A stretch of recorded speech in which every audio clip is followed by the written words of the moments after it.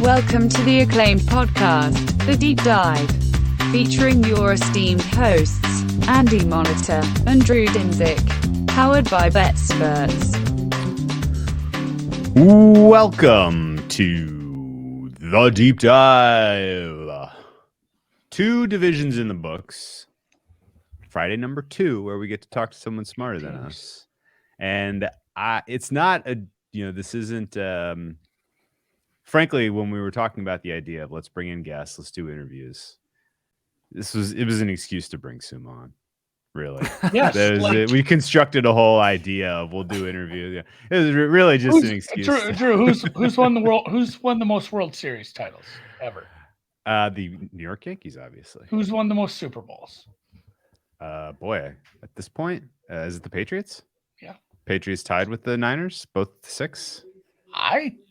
The Patriots have the one only more. 6. Okay, I thought they had 7. Maybe I'm dead wrong. Well, Tom Brady has 7, but one of them. Yeah, was Tom Brady has 7. So. Well, we'll just go with Tommy. Who has the most deep dive appearances? Oh, Fabian Sommer, of course. If you are unaware with some of our joking, Suma goes back 5 years with us in terms of gambling, chatting primarily about the NFL handicapping. He kind of stands alone as one of the kind of most unique handicapping figures because he's dialed in on NFL and NFL only in a way that a lot of people scratch their head like, you're just going to take on the most liquid market and the toughest to beat, and okay, best of luck. But if beating NFL sides is sort of the white whale of anyone who's in this space, I think Suma stands alone as sort of the best example of someone who is able to do it and share their picks publicly, and be accountable and kind of do things the right way as far as selling picks for many years. And now you move on to a new stage, which I'm excited to ask questions about. But without further ado, welcome back to the Deep Dive, Mr. Fabian Sommer at Suma810. Hopefully your off season is going well. How are you today? So first of all, what an amazing intro. Thanks a lot for that. Kind of overwhelmed as always, Drew. My summer is doing very well. Cannot complain at all. Deep into NFL preparation for the upcoming season. And to be honest, I think it's 49 days to go, and that's still way too long. Yeah, that's a fair point. Yeah, and anybody who's like old school, it's funny when we make really old like gambling Twitter references to like Carbon and shit, like just like really old. But like if you are old and you've been around gambling Twitter for a long time, I guess you don't have to be old. You just have to be old in the space. Remember, Mr. Suma here was he was a King of Queens avatar with right. like 500 followers when we met him, and he was putting out smart football content though, and we definitely connected right away. And yeah, how responsible it is. How responsible do you feel for the NFL bringing a game to Germany? To be completely honest, unfortunately, like 0%, I guess. I'm not connected, or almost not connected, to the German football bubble at all. I really started with your country, or in your country, mostly English speaking stuff, and I never really got a tune into the German football community, so to speak. Well, let me you get started in the US on Twitter and providing some picks, insights, observations. We follow each other. We get into some chats. We're picking each other's brains. And this is still at a time where I think we were at a similar level of, we weren't just betting with our guts. We weren't just using sort of what we had, sort of felt that the game was going to go this way at the time, but we definitely didn't have sort of the tools and, wherewithal to be able to scrape and come up with a robust numerical approach to this. Is that a fair kind of, as you reflect on sort of your evolution as a player? What stage do you see yourself at now compared to the 5 years we've been doing this? Yeah, so I mean, I remember the year, I don't know, 2013 or what.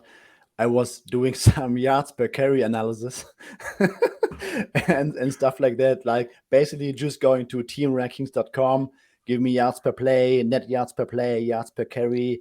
Then I did some stuff like, oh, this team got hammered by a few good rushing attacks. They gave up 5.2 yards per carry. Now they're playing against another good rushing attack. They will likely have a mismatch and stuff like that. And yeah, over the years, and I think we also have to attribute a decent part to the analytics community, especially on Twitter, that provided us with some great tools.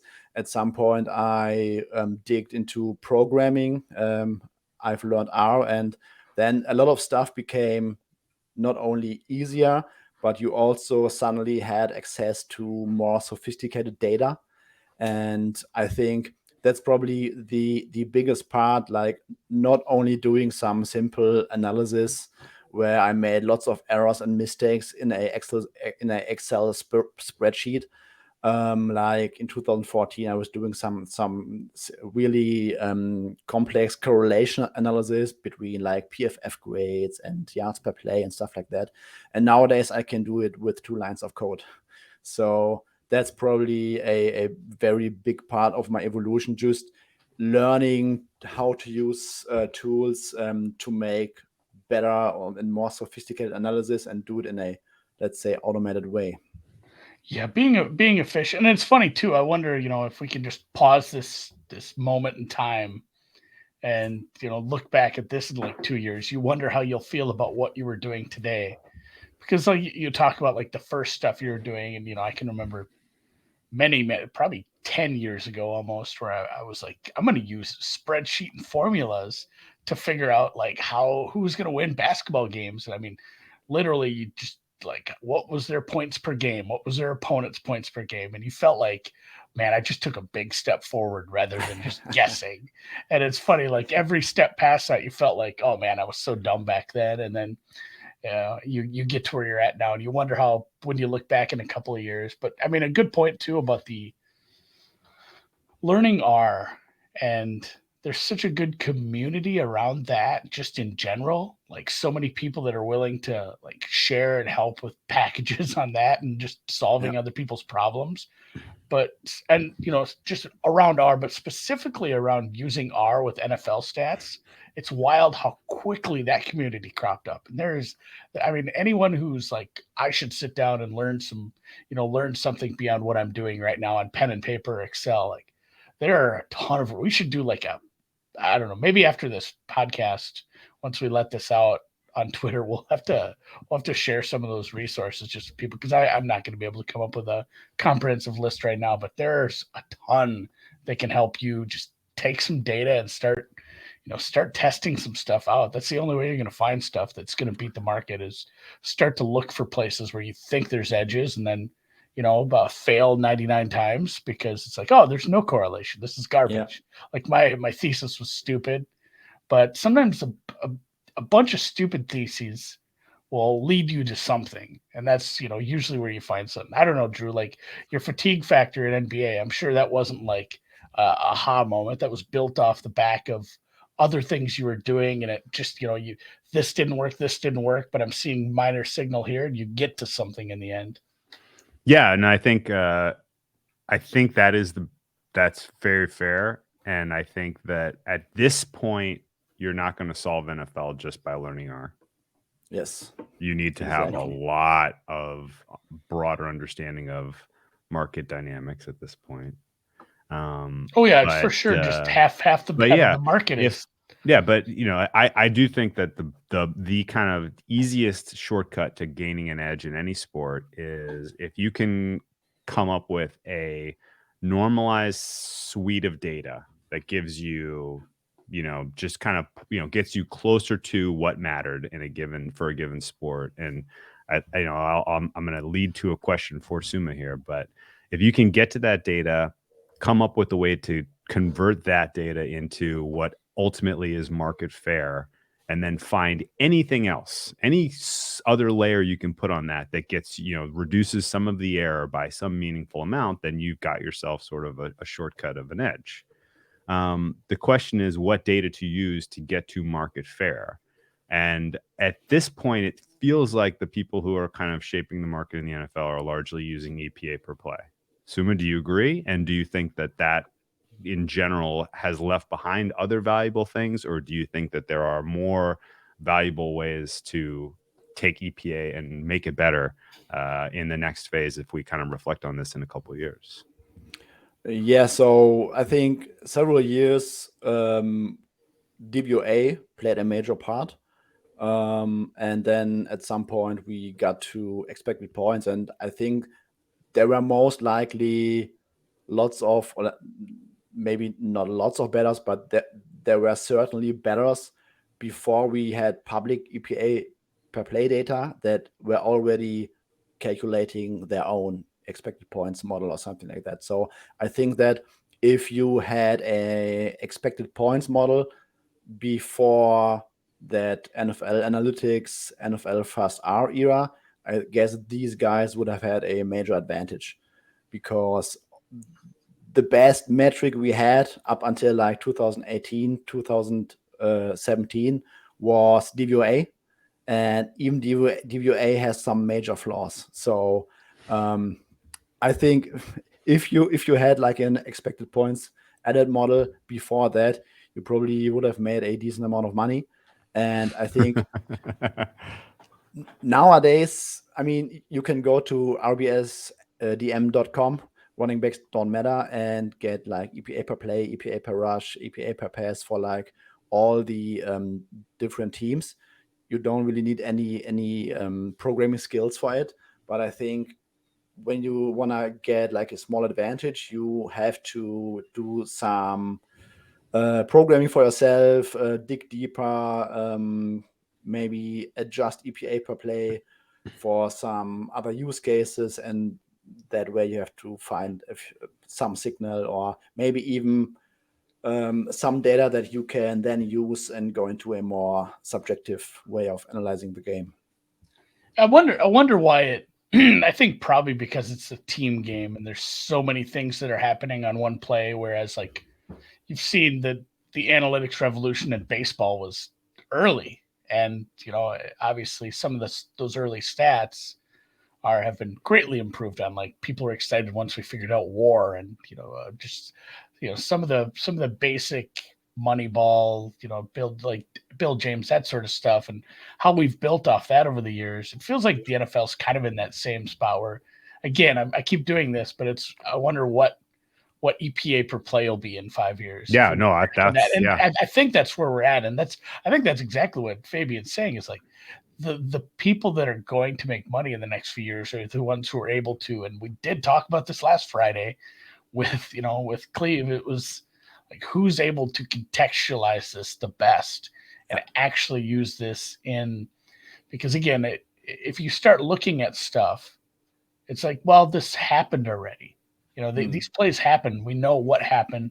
If you can take that and use it in a prescriptive sense, where you can say like, if I don't know. If I knew, I wouldn't be talking to you, Chuckle Fox. I'd be. We wouldn't be talking about it on the air. At least. We wouldn't be talking about it on the air. But yeah, taking what you know from what's happened in the past and applying it in a forwardly, like, again, prescriptive, saying if X, Y, and Z happen, we know based on these other external factors, like I should be making this bet at this price. And like it's going to be really interesting to see, because I think there's a bunch of people. I know there's a bunch of people that are working forward on this, and yeah, it is again, EPA per play is going to be a theme, I suppose, on these Fridays, as we already talked about. Just what happens with turnovers, what happens with the high leverage plays. Let me specifically carry this forward then. Presumably, there's EPA per play is not the end. There's no way. Like, the reason that it was a leap forward from DVOA is because DVOA was a black box. You had to wait for Football Outsiders to give it to you. EPA per play, you can get it in the moment if you want it. Like, it is very transparent, and it is all of a sudden the tools are in or on your laptop, whatever. The EPA per play still, though, and this is a good question, kind of philosophy wise, it is a team level. It reflects on a given play, all 11 players against the other 11 players who did their job well, blah, blah, blah, blah, as a whole, not as like individually who did their job well, which means there's presumably some way to kind of blend a player level grading like a PFF with a team level EPA per play in a way that, gives you something more tangible, more useful than EPA per play in the blind. And I guess, is it important to decompose EPA per play to the various components? The receiver who won his 1v1, the quarterback who identified the right read and made the good pass. I guess, what is your best guess as to the next, the next gold standard of making a market in the NFL? So just a few thoughts regarding EPA per play. The issue with EPA per play, and that's why I'm always saying that we have to apply logic and context to all the data that we get and that we use. For example, EPA per play can be very noisy with small sample sizes.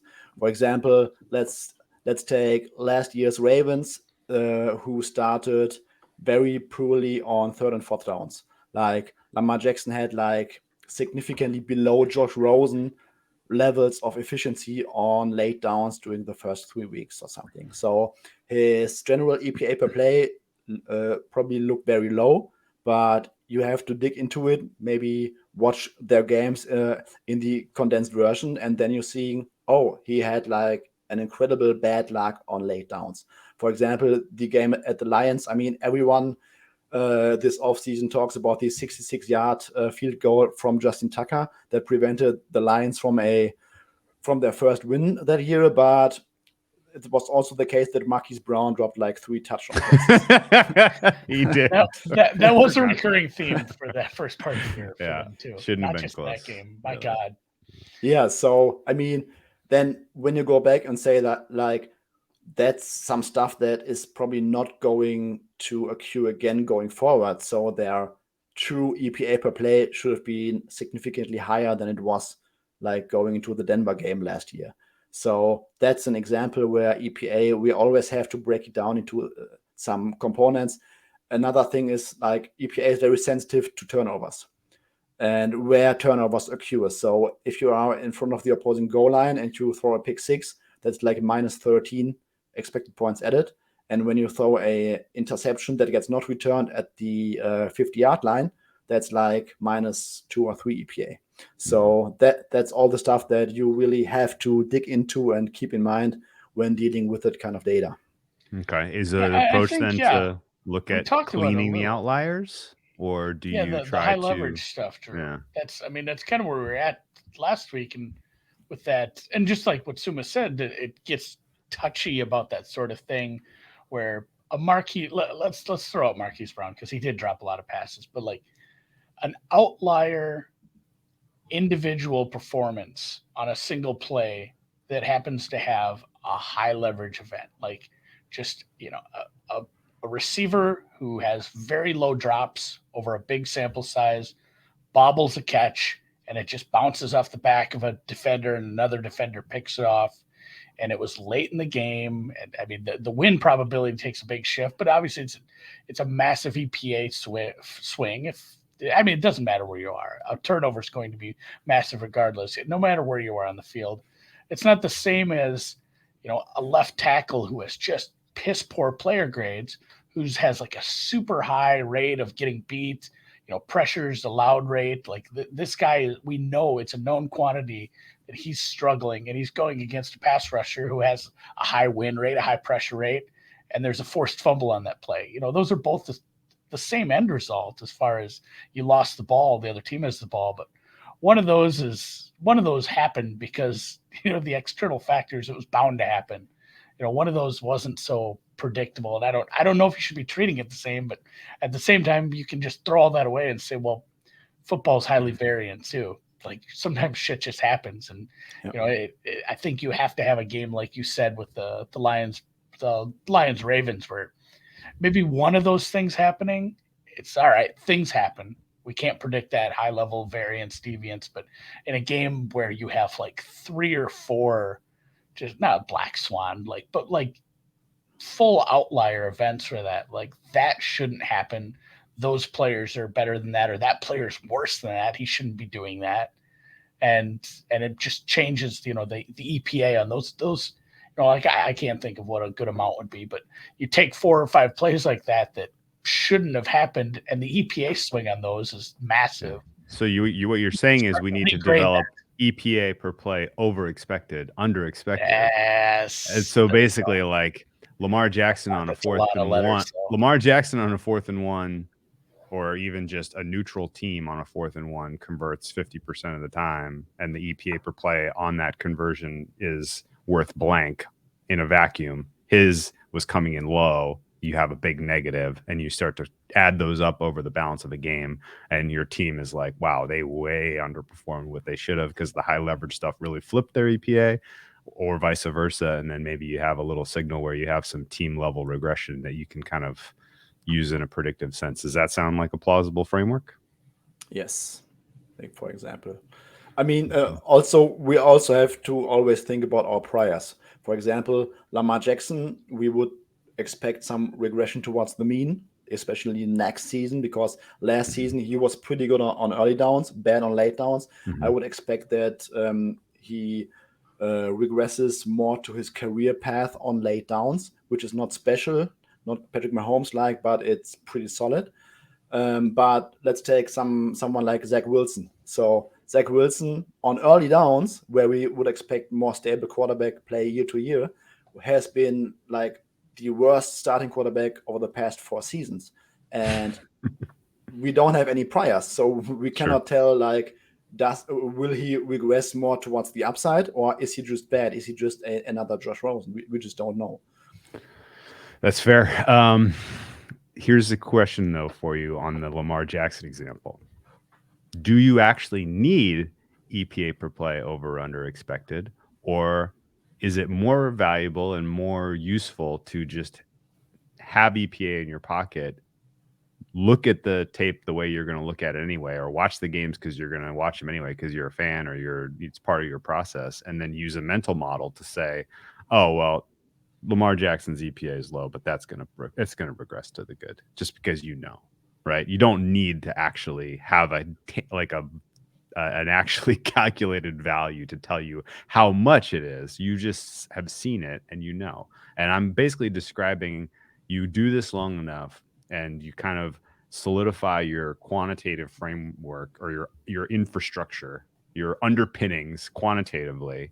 And at that point, you start to see mental model kind of come into play where, oh, this is going to happen. That's going to happen. This is going to regress positively. That's going to regress negatively.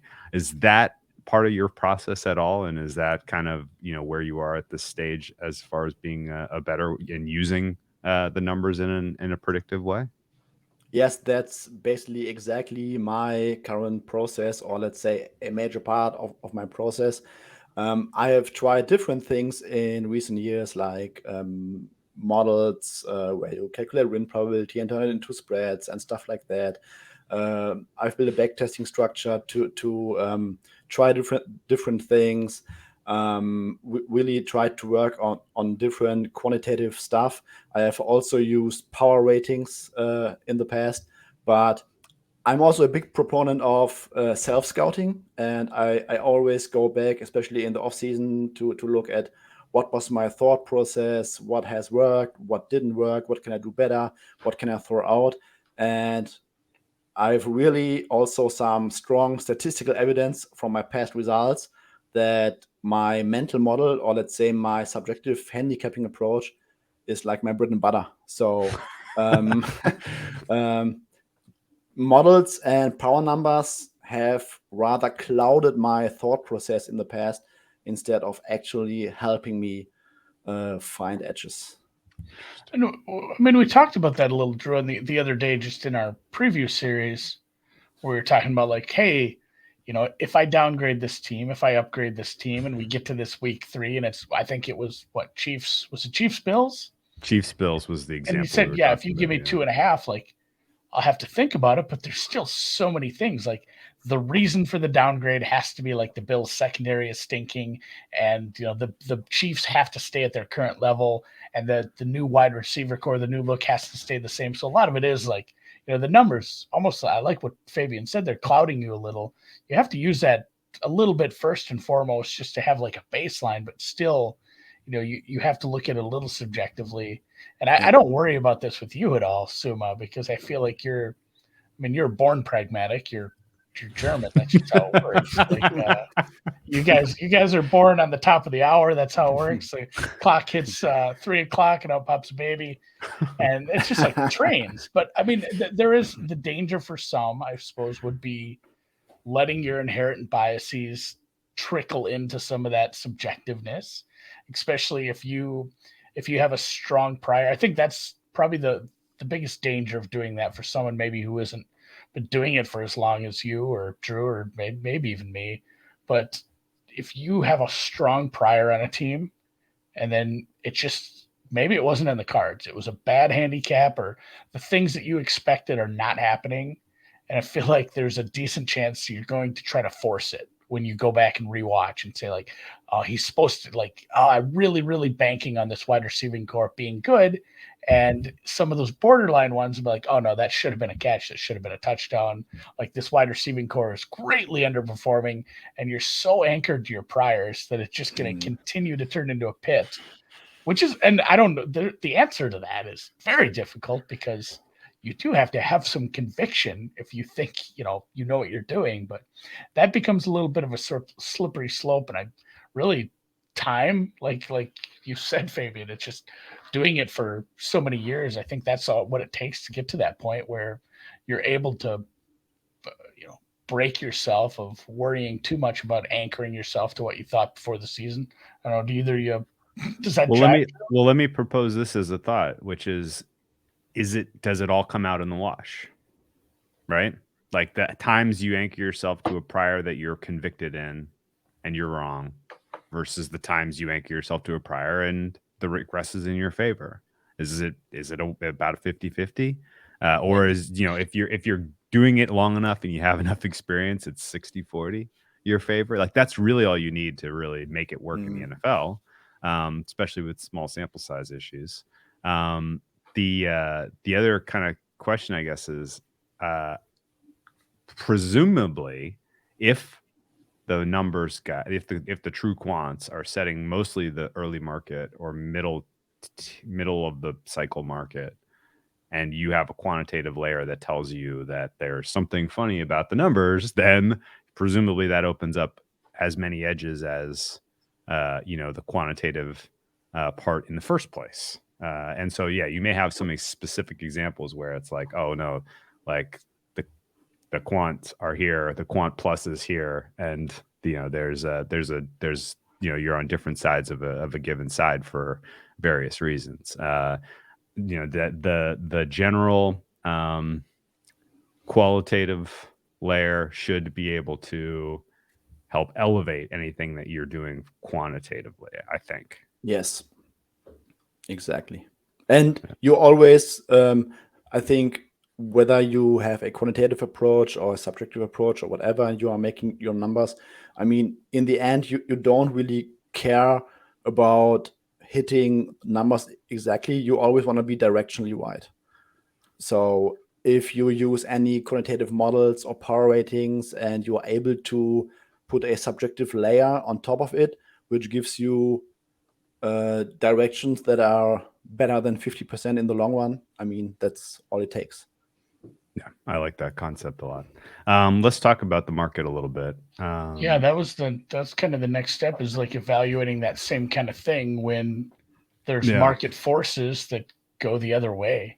And you almost have to go do this whole process in reverse and go back and figure out, like, the market knows, like, for the most part, the market is smarter than anyone. We should have the market on one of these Fridays. I mean, essentially we are. Mr. Market, I've got some requests into Mr. Market, and I have not heard back. The fact that we're having a bunch of smart handicappers on, this is the market, guys, in the kind of vis-a-vis, but that working in reverse from something where you're seeing continually, maybe it's not working against you, but you're neutral on something and it continually works one way and it's surprising you.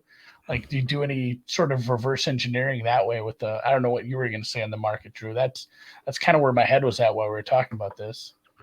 Well, I think we can fine tune that question a little bit, but let me just kind of step back and get Fabian's opinion on just sort of the current state of the NFL market. Like, how do you see a market cycle play out from a Sunday opener through when limits go up, through when we see the real kind of heavy action come through on the weekend? Yeah, so usually Sunday night, overnight, some offshore books are opening their markets, usually bet online first.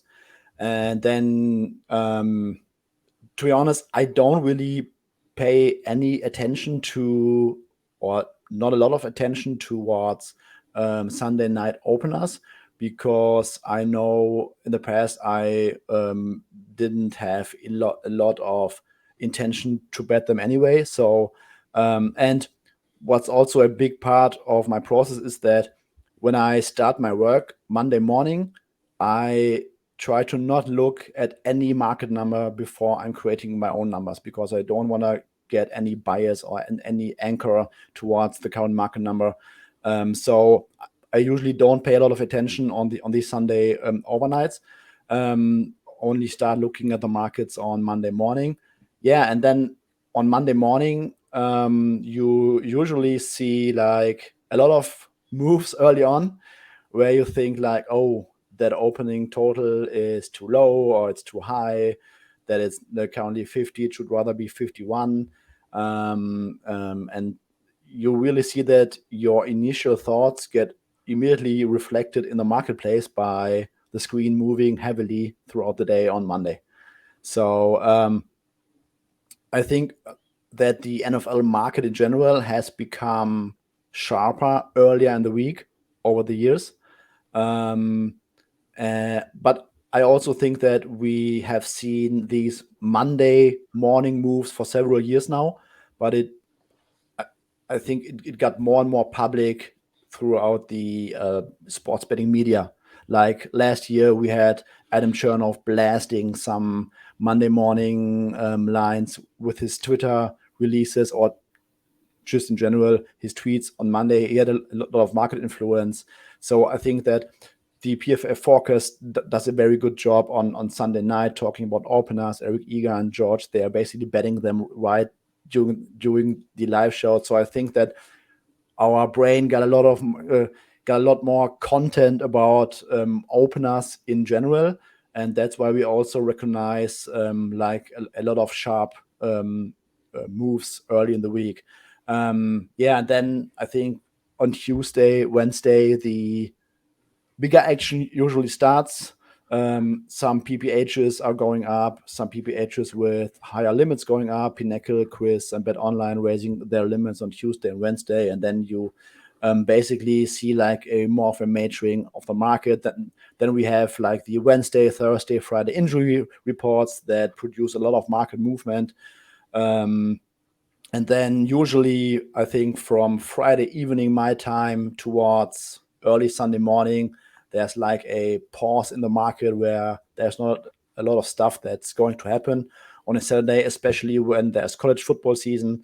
Like lots of guys are saving their credit for Fridays and Saturdays to bet into higher limit CFB markets, and then they start coming back on NFL on Sunday mornings when their credit is back up, or they get the money back that they have won on the PPHs.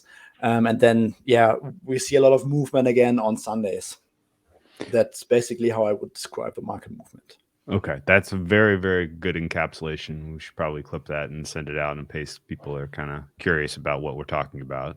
That was a really good summation too, and that is something too, like you talk about with the once high limit paperhead locals, whatever you want to call it, go up in the middle of the week.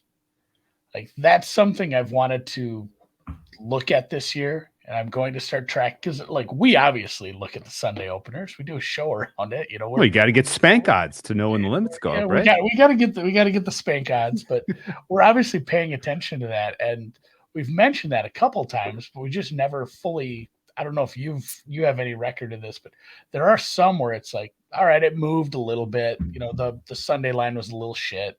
It took some early money because it just wasn't quite the right price. And the ones that do that and then continue, Like they may, and it doesn't have to be like some huge Wednesday move, but a team gets bet from 4.5 to 5, not an important number. And then it trickles up a little, but then Wednesday comes and it gets hit all the way up to 6.5. Like the ones who take the Sunday move and the Wednesday move, like those are just the strongest kind of signal. And, I feel like there was a little bit of Andy using that kind of quietly on some first half stuff. Of course. And like I didn't make a mint, but like there's some signal there to like, I'm going to just start betting these teams first half. We may have to get Dan to cut this part of the podcast. Yeah, there's definitely some signal there, and it's wild too, because then you see that, like Fabian's talking about, the Sunday morning money, and I think a lot of people, maybe it's one of those. I want to zero in on. It is one of those misconceptions. It's one of those things when you're coming up in this and you're learning more about it, like, oh, parlays are bad. Well, there's a lot to be said about that. It's like, oh, the book wants 50-50 splits. Well, we could talk about that too, guys. One of those, I think maybe a misconception also is like only the public bets on Sunday morning. And the public does bet on Sunday morning. Don't get me wrong. But they're not moving the number. A number moving on Sunday morning is because of a group has hit that hard. Yes. As hard as they possibly can. And usually that is done with conviction, and it's not based on inside information. And I guess Andy's right. The Sunday, the early market moving ends when we start to get injury information. That's kind of the end of that cycle in my mind, because anything that happens in the interim is, people are moving those numbers based on information before it becomes public. Surely we've all been part of that where, Stafford's not going to play against the Bears this week. Okay, I'll take 6. Happy to take +6. And then by the time he's like questionable on Wednesday, it's moved to 3, and by the time he's doubtful on Saturday, it's a pick 'em, right? Like that. There are for sure people who paint their opinion on injuries before it becomes public knowledge with an injury report, surely. But once the injury cycle starts, mostly it's just people kind of moving based on like perceptions of what a player value means. The stuff that comes in late is the stuff that I find the most interesting, because number one, I don't know who it is. No fucking clue who's doing this. And number two, they're not doing it. They're making their opinions known by moving the number in an incredibly liquid market when limits are up. And it's always interesting to me to see if they're right or wrong, because think about where we are. We spend all week thinking and talking about this stuff. We've decided that Eagles versus Washington football team is a fair number at +4. It is dead fair. That is absolutely right. I am not betting this game. You wake up on Sunday morning and it's 6. You're like, what the hell? Like, somebody was like that sure that 4 was wrong, and I don't know why. And so you're like, okay, well, somebody out there who has influence and is presumably smart is sure that the Eagles are underrated or that Washington is overrated. One of those two. I don't know which. And so you watch the game, and I'm always inclined to see if, if they're right or wrong. Or if they're right, why were they right? Like, what was it about it? Were they right because Washington is overrated, or were they right because Philly is underrated? Or if they were wrong, like the next week, now I have Philly and Washington's games circled, and I'm like, which one's going to move, right? What was it? Yeah, if you can't figure out why, the why is the trickiest part. And that's always like the 3 things that you really circle is the hard Wednesday steam when limits up, steam that comes out when there's a massive injury question mark that is not answered yet. And it's like, hey, we're waiting for the Friday injury reports. And Thursday, 10 p.m., a number moves. Because we definitely don't have that information, so you got to pay attention to this. Yeah, so you're waiting on big injury news, and the night before it's like 10 p.m. and it moves a whole point, or the total drops a 1.5. Something just wild like that. Yeah. Dak Prescott is interesting. Questionable. He's been talking about how his calf doesn't feel good. And the Vikings went from 3-point dogs to 2.5-point favorites. Yeah. And then then obviously the Sunday money. And like you said, it's there's almost this disappointment when there's that Sunday move or any of these that you don't understand why. And then you watch the game and it's not apparent why at the end of it. You're just kind of, it's like a letdown. Like, fuck, I didn't solve it's like playing a game of Clue and then just, well, nobody won. We didn't figure out who killed the guy. Yeah. And you have to, like you said, you circle those two teams next week and kind of see, all right, which one of these is going to take some steam. And sometimes neither of them does, because it was something specific about that matchup. And in the end, you're left very unsatisfied weeks and years down the road thinking about that game. How much do you pay attention to this stuff, Suma? The Sunday stuff, especially? Oh, a lot. So because I mean, mostly when I've made all the bets, there's really nothing to do on Sundays, but I'm a little bit of an addict to watch the closing line value. Yeah, of course. So when there's a game that moves heavily against me on Sunday, I get super nervous because there are groups or guys betting six figures into a market and are pushing the number against me. That's usually a bad sign.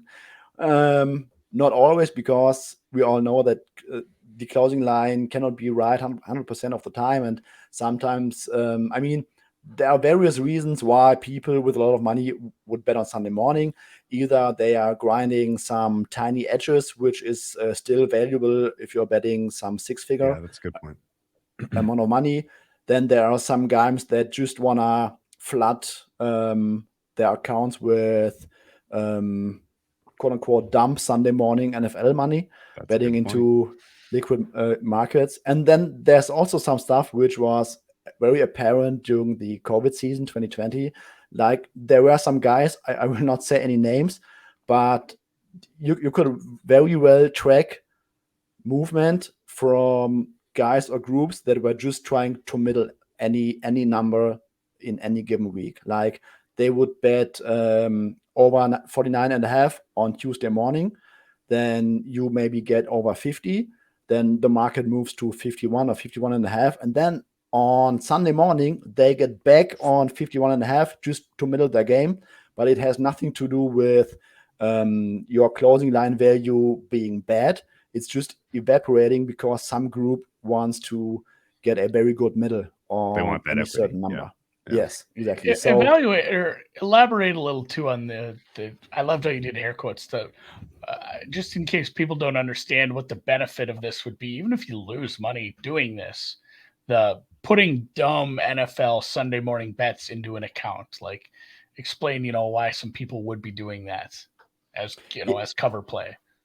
Yeah, so I mean, if you bet at Pinnacle or Chris or whatever directly, they will not care what bet you make, essentially. But if you are betting into, let's say, some big local or PPH accounts, where you risk that the accounts are getting shut down at some point because your action is too sharp, and then there are a lot of PPH accounts like these Sports for 2-2 or whatever that are directly connected to BetCris, for example, or they are usually collecting and copying all the exact screen from Pinnacle or Chris or something. But it's possible that there's a connected account that is run by some local guy with some fat bags, but he wants to cut out everyone that has an edge or has a pulse or whatever. And then there are groups that basically only play, let's say, college football or college basketball.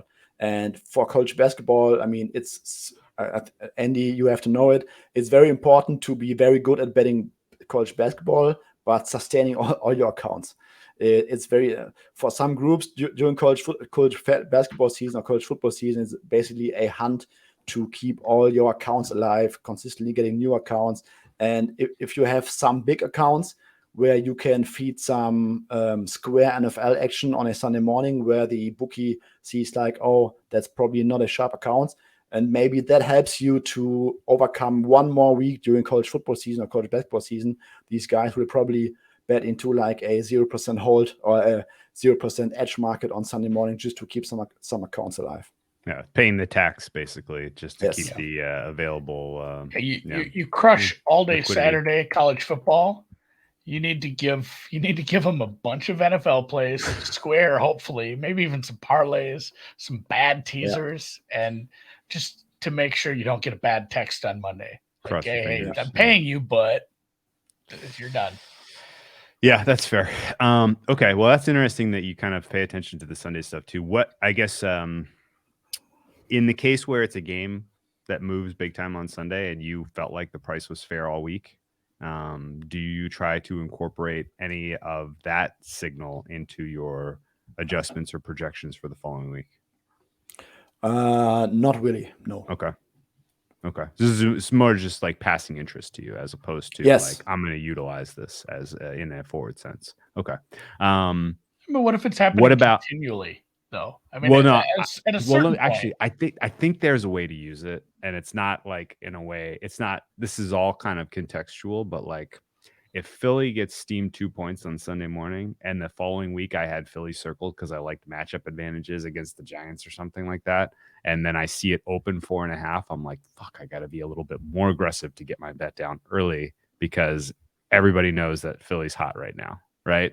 Like like that's a team that's hot that's going to get steam, as we get into the later market cycle. So maybe you can't wait till Wednesday to get your bets down on that, right? Like that's kind of the only sort of it feeds into the decision-making process of how you get down, I think. Okay. A bit. Yeah, agree.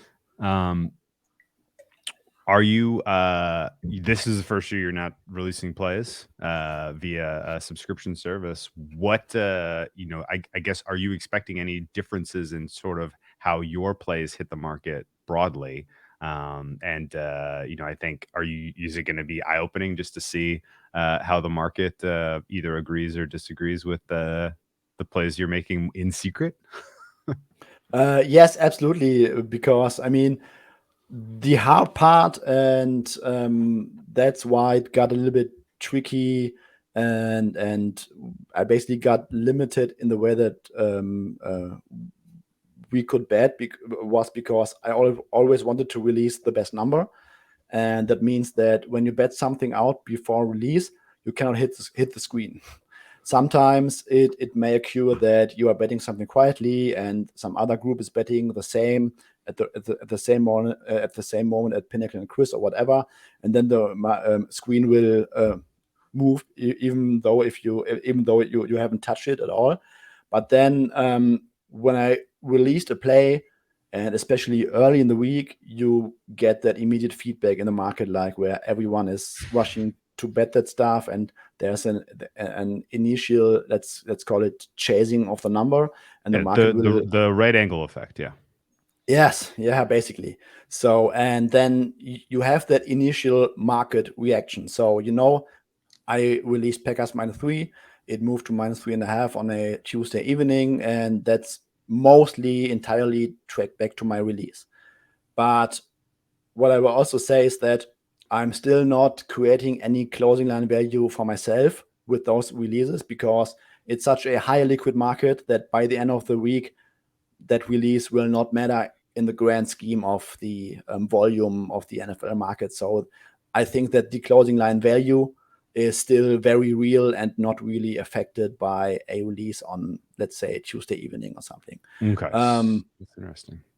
Yeah. So I think next year, because I don't have to release plays, it will be easier for us to bet, because if we need any more liquidity or want to bet more or whatever, or we need to hit the screen, we can just do it and not care about any releasing on my part for my members, for all the paying subscriptions. So we can basically just bet.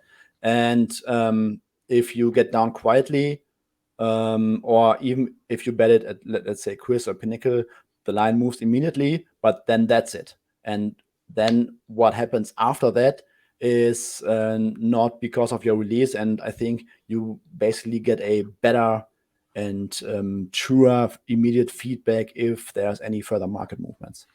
I wonder too, and you said it well, like you have an influence in the market, but maybe not on the closing. It's not like you got fake CLV because you have all these clients that were betting when you were making these releases. Like in the long run, like there's so much money in an NFL market that it's going to find its level based on who's betting it. But I do wonder, because when you were betting earlier in the week and the number moves a little more easily, let's say.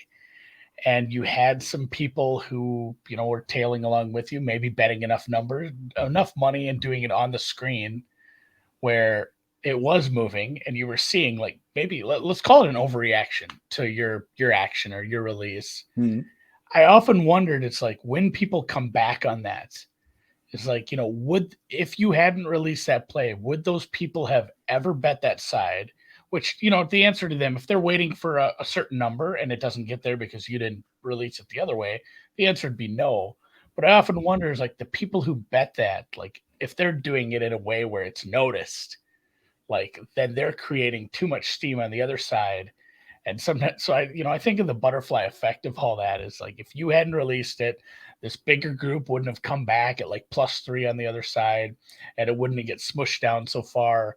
And, it's just, I guess there's a million different factors in that, but it is curious how, like, you say in the long run, the number ends up where it should be, but you still have an effect on the overall cycle, which is just fair. So it's so hard to kind of fathom, like, what would have happened if this wasn't even a question. This is just my brain trying to comprehend how that I works. would still contend that most of the people that were interested, that would have pushed back,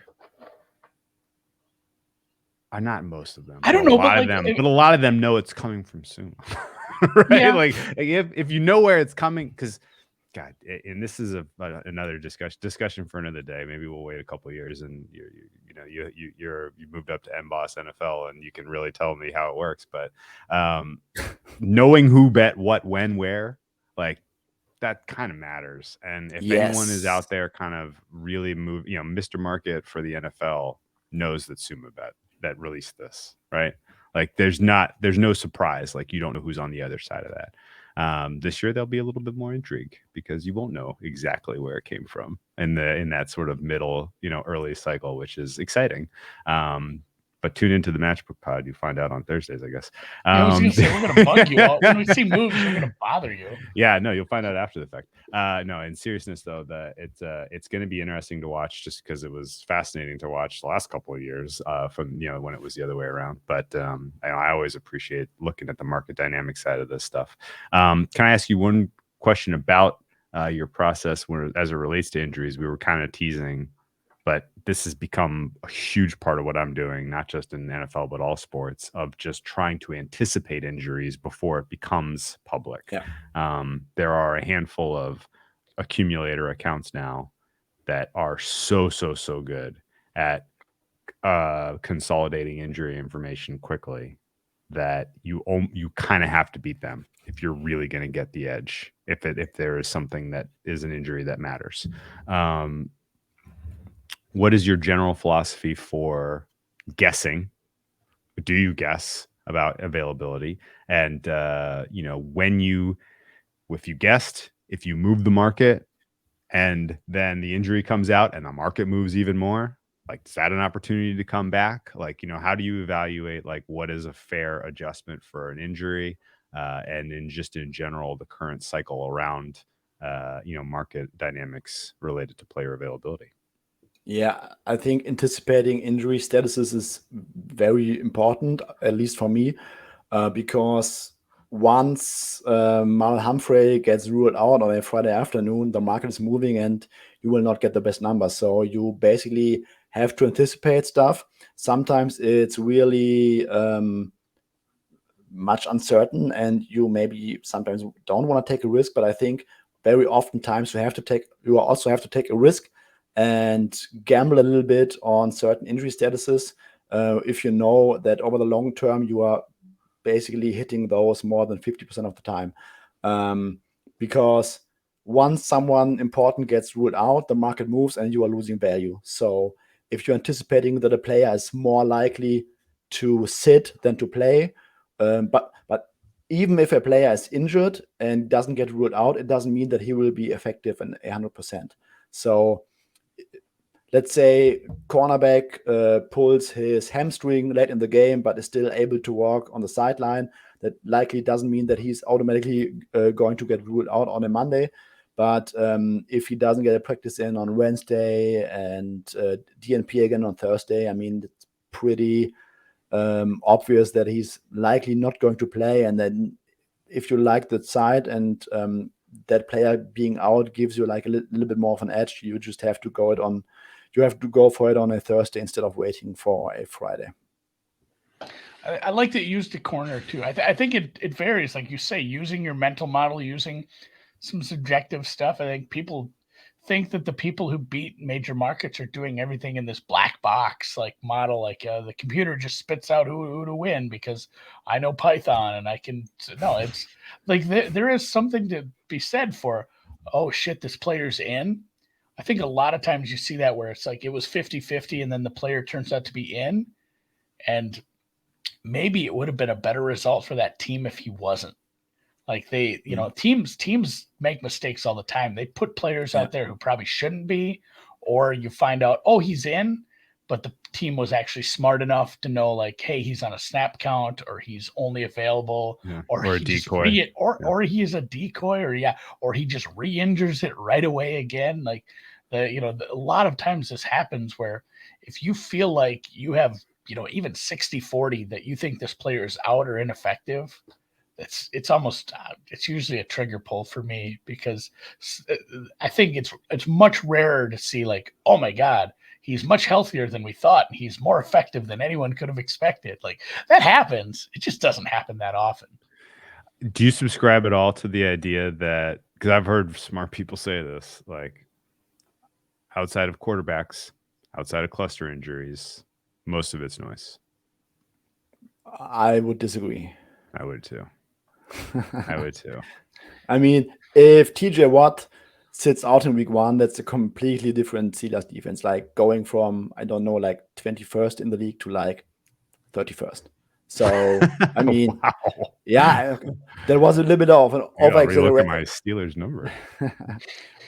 a little bit of over-exaggerating, but a guy like TJ Watt, where the defense, especially on the back 7, has so few talent, I mean, that would be a massive injury to that whole defense, and that would certainly move some things for me. Okay. Well, and you bring up a good point too. Like if it's so many things work in tandem, positional groups in the NFL work in tandem. Where hey, let's talk about like the Bills again, where it's hey, they have a good front 7. Secondary is a little rough right now with White out, and that might be a problem.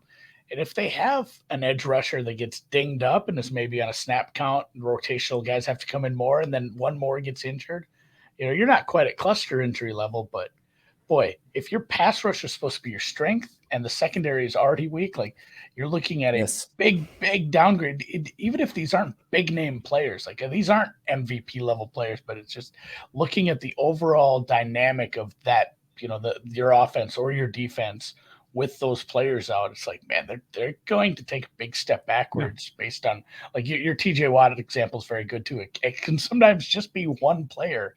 Dude. If the pass rush suffers for the Steelers, that secondary is going to be getting just shredded because there's no pressure. Let's take the Chargers in recent years. Like there were some phases where they had Melvin Ingram, okay. But there were phases where they only had Joey Bosa on the edges. And the second pass rusher is like Uchenna and Bosa. Like when Joey Bosa goes out, there's like zero pass rush on that defense. And that's really massive. But I will also say that injuries, I think you can say that every injury on every week has the same linear impact, because it always depends on the matchup. Like there are some certain matchups where player A would have more of an impact instead of in other weeks. Yeah, you think the best example I can come up with is Ali Marpet, guard for the Bucks. How much is a guard worth? Anything? Very little. When Tom Brady is the quarterback and you're up against a team like the Saints that knew how to create interior pressure, then the next thing you know, the Saints are going to Tampa in primetime and winning 38-0, right? Like there are certain injuries in certain positions that matter more for certain teams. Everything is kind of case by case basis. And even in a vacuum, I think knowing that if you can guess correctly about an injury, That doesn't have to be the reason to make a bet anyway. It can just be that I have an edge on the Ravens this week. They're going up against the Steelers. I don't think TJ Watt's going to play, but I don't care. Even if he does play, I still like this side.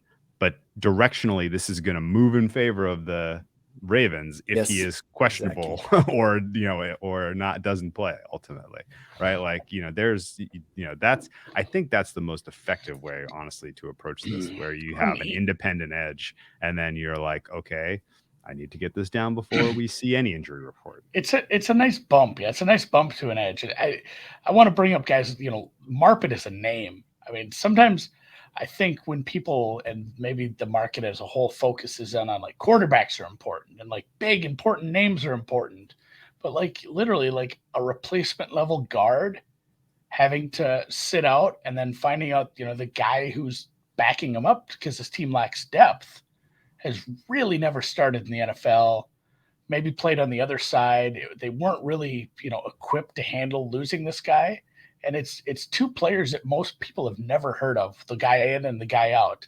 Now, if that team's playing the Falcons, it probably, news doesn't make it out of, it's just a blip on the radar. If that team's playing the Rams, it's getting focused on heavily on the broadcast because Aaron Donald suddenly has 3.5 sacks. And there's big problems. So like those little ones too, like everything does kind of come down to that matchup scheme once you get to it. And it can be just no name players, replacement level players missing at the wrong time. Andy, you don't even know how good that example was. Marpet missed 3-game stretch. Marpet missed a 3-game stretch for the Bucks. They get whacked by the Saints. They lose to the Rams. They still beat the hell out of the Panthers. Didn't matter. So I 100% agree with this. If you're going to lose your let's say elite left tackle against the Falcons this year, it will probably not matter a lot. Not going to adjust my number. Got it. Let's talk about this. It's my worst friend. What a segue. What a segue for this year. Get a couple thoughts on this season coming up since we have you here. There's still a lot to be shaken out, so I don't want to put you too much on the spot. But as you've gone through and done all of your team preparations for 2022 campaign, are there any teams where you were off market, either to the good or the bad, that really surprised you? Yes. So first of all, and I might get a comment from Eric Eager, but I'm not really buying into the hashtag Restore the Raw hype this year. Interesting. I mean, the hype around the Lions when it comes to make the playoffs, yes, no, over under win total is very insane. But it's also very entertaining to watch it on Twitter. But when I dug into the team, I mean, the Lions, it's still a very bad defense, and I don't think that Aiden Hutchinson's going to make such a huge difference. It's still a very inexperienced cornerback group. And then on the other side, I mean, the quarterback is still Jared Goff. So the last 3 years, Jared Goff's passing grades or PFF grades in general were, I think, 72, 71, and 61.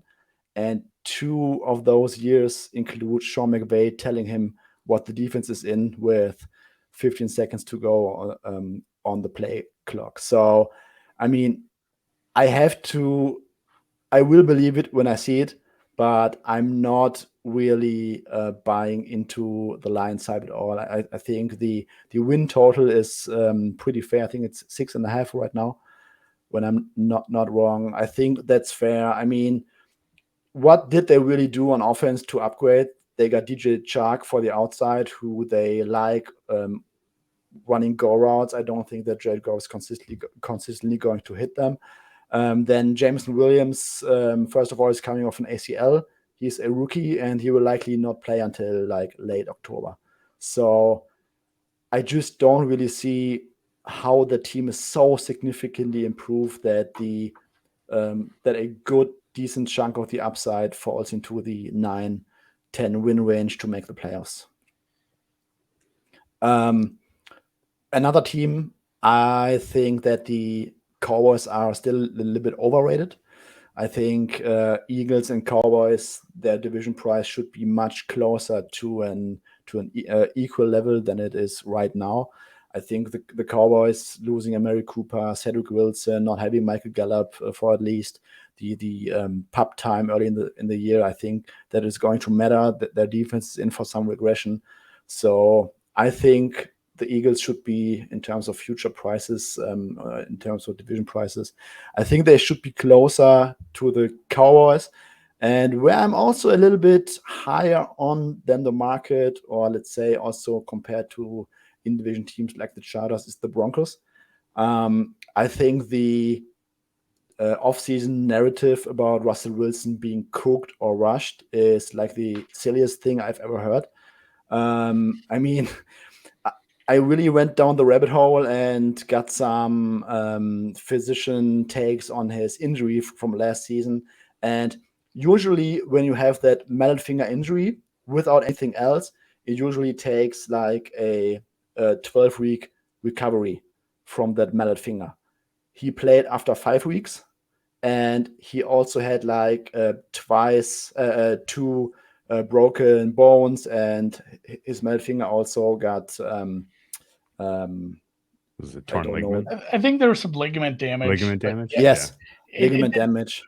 We'll save our hot Broncos takes for that pod, but that is, I mean, just spoiler, I'm kind of with you on that, where they have a really high upside that I don't know if they get there because there's so much unknown. Like, bringing a good quarterback in doesn't always just work. Bringing in a new offensive mind doesn't always just work. But like, if both of those things are just slightly above average, this is the best young receiving room, and I don't know, in a while, that has a bunch of just crazy raw talent. And I don't know, it could just work. If you like the Broncos, I think you don't just take a win total over on the Broncos. I think that's hey, the Broncos can win the AFC because this just clicks. This offense is just suddenly electric because Russ can finally. God, I thought we were done saying he cooks, but like I almost did say it. Like there's some fun stuff about the Broncos, and then on the other hand, like none of it could work out, and it could be an utter disaster. But I really do think they have a wide range for me. Yeah, that's a fun one once we get to it for sure. I'm excited to see how Hackett and Russell fit together. They're a little bit misfit pieces in terms of what Hackett likes to call and what I think that's the unknown, Drew, is he a smart enough man to know what he has and be like, hey, guess what? This is not a rookie that I should try to, sure. It's not a malleable rookie that you try to fit into what you're doing, which I don't think you should do with rookies either. He is a veteran. We know what we have. Do I form an offense around him? That works. There's a problem, though. The NFL kind of solved Russell Wilson with the too high. Yeah. So you kind of I think Hackett is the key. And again, like I'm not. Right. This is not like the difference between the Broncos being 6-11 versus 11-6 here. This is like the floor for that team is high. The question is if Hackett can basically teach Russ new tricks, basically get Russ to attack more parts of the field than he used to. The parts of the, keep the defenses from going too high in the blind, then all of a sudden that's a very dynamic offense that could get you to 11-12 wins. And that's where I wonder if we just haven't scratched the surface on Russ the last few years, because it's been, I don't know. Do you think the offensive schemes have been a little subpar out there in Seattle? So yeah, Suma, what's your opinion? Is how much of Russ's stagnation as a dynamic playmaker is because Seattle could not teach him new tricks, and how much was it because he will not ever go there because of his physical limitations? I think it has very little to do with himself. I mean, I think it's completely legit to say that at 33 years old, he might not be the most dynamic runner anymore. That's completely fair. But as a passer, when you adjust for the mallet injury, like when you look at all the available data pre-injury, it's a top 5 quarterback very easily. And I mean, what I did was I said, okay, a metal finger usually takes 12 weeks to heal. He played after 5 weeks. So let's say 9 weeks would have been a very fair, let's say, healing time during the week, but probably still too optimistic to be completely able to throw the ball.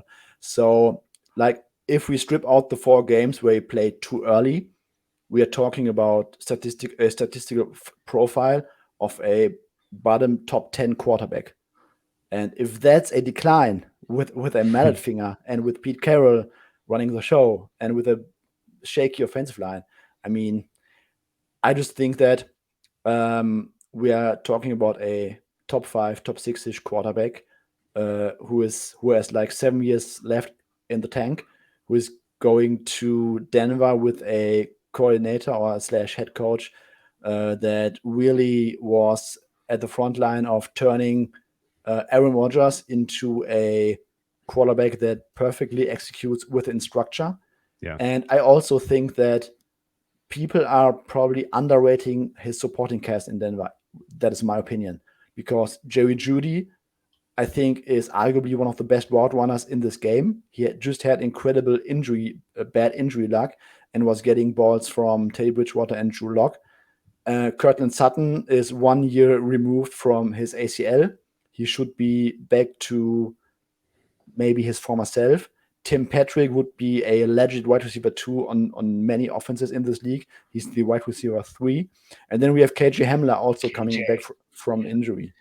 They have like 4 good young receivers. Yes, it's exactly. The more I thought, and it's funny that you brought up the AFC West, and we're going off on an AFC West tangent, because it is probably the most interesting one. I thought about this. I'm like, all 4 teams could finish first or fourth or anywhere in between, and none of it would be like that surprising.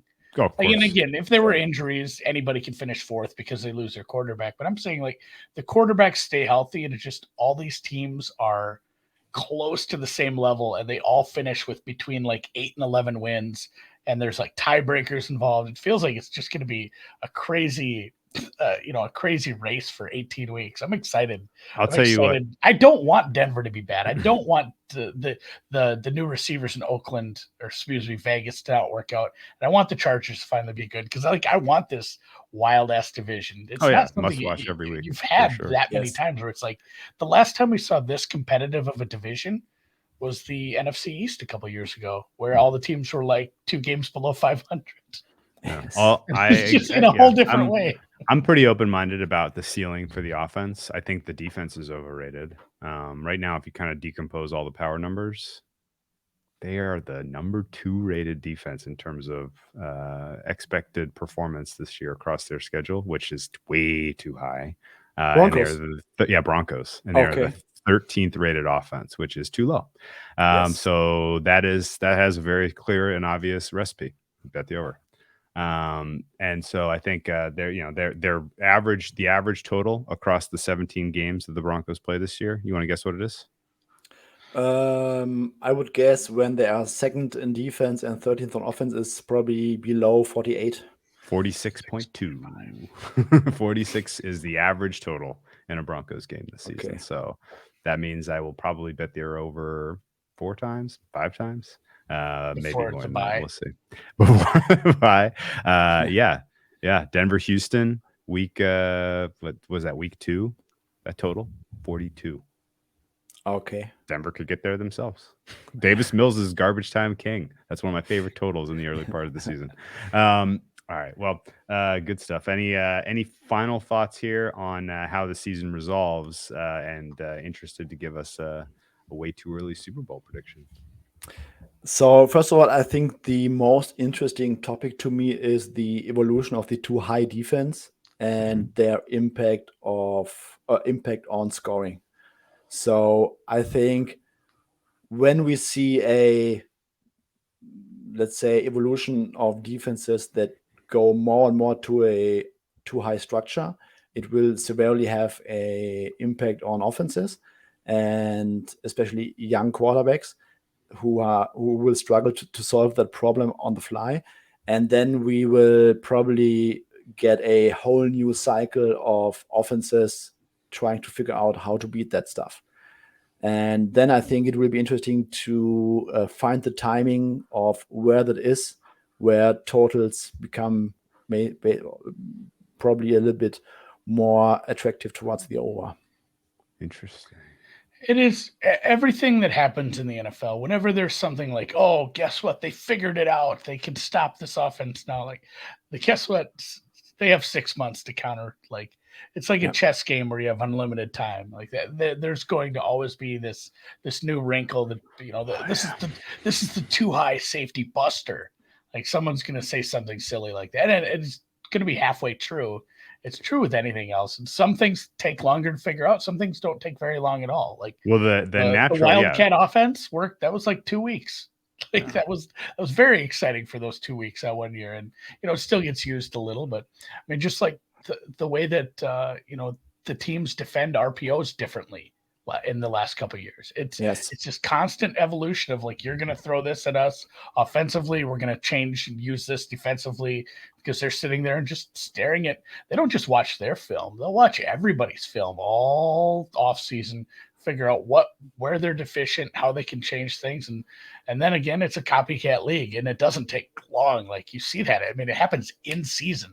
One team figures out how to stop something that's been highly effective, and the next week someone's doing it. It's wild. Jared Goff 2018 against those cover 2, cover 4 looks late in the season. Exactly the same. Yeah. I think it's reasonable to assume that the offenses are going to have stuff out of the gate, and that you're going to see higher scoring early in the season. And that because realistically, like last year, it felt like scoring was down in large part because a lot of teams were using cover 2 more effectively. And I don't think it ever got solved in season, but nothing ever gets solved in season. It always takes the full off season to, get new ideas, try things out, and then adopt what is working on the fly. And I think that's probably what we'll see in 2022. Who do you think at the end stands atop the pile? Okay, so to the listeners out there, please don't blindly bet this. Too late. I already have. I have the book open. I'm ready. I don't want to be lazy here, so I'm going with Broncos Rams. Broncos Rams. All right. I think Russell resurgence. Yes, I think the Broncos are a little bit underrated. I can certainly see a path where this is just a very, very good offense, and it's not a defense that will at some point completely collapse without any significant injuries. I think it's not a great defense. I mean, I completely disagree with their market implied second rating, but it's also not a defense that's completely bad. I mean, they have some playmakers like Justin Simmons, predictive, Ronald Darby's like a very solid cornerback too. They have a decent edge rush if both guys stay healthy. So I think it's a defense that will not put too much harm on Russell Wilson offense, so to speak. Okay. What's a fun take? I like that. Certainly whoever emerges from the West is going to be battle tested. I'll tell you that much. So that'll be fun. All right, man. Well, I'll let you go. Enjoy the rest of your off-season preparations, and hopefully we get a chance to catch up with you in season. I certainly will, hopefully. So best of luck, and appreciate all your time and input on the space, the handicapping space. Thanks for having me on, guys.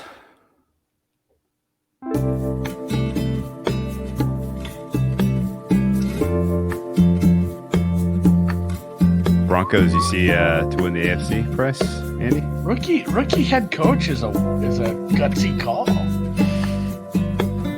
21-1 win the Super Bowl.